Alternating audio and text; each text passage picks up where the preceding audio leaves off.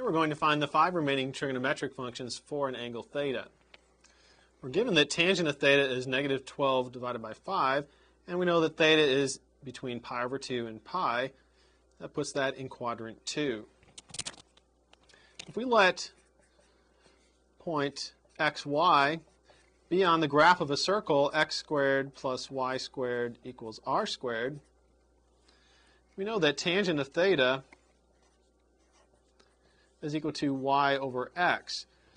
Now we have a negative value for the tangent, so we need to determine whether it's y or x that's negative. Since we're in quadrant 2 on our circle, we know that it's the x value that's negative, so we can write this as 12 over negative 5. Therefore our point pxy is equal to negative 5 comma 12.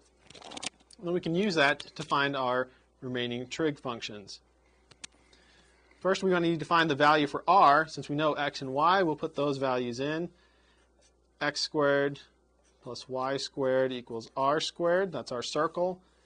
X is negative 5. Negative 5 squared plus 12 squared equals r squared. And if we solve this for r, we'll get that r is equal to 13. Remember that r is the radius of the circle, so it's going to be a positive value. Now we know x, y, and r, we'll find the remaining 5 trig functions. We'll start with sine.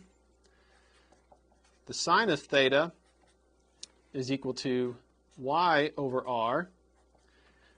We know that y is 12 and r is 13, so we get sine of theta is 12/13. For cosine theta will be x over r. Put in our value for x, that's negative 5. R is 13, so cosine is negative 5 over 13. Tangent of theta will be y over x. Again, putting in our values for y and x, we'll get negative 12/5. Cotangent, I guess we already have tangent of theta up there. Cotangent of theta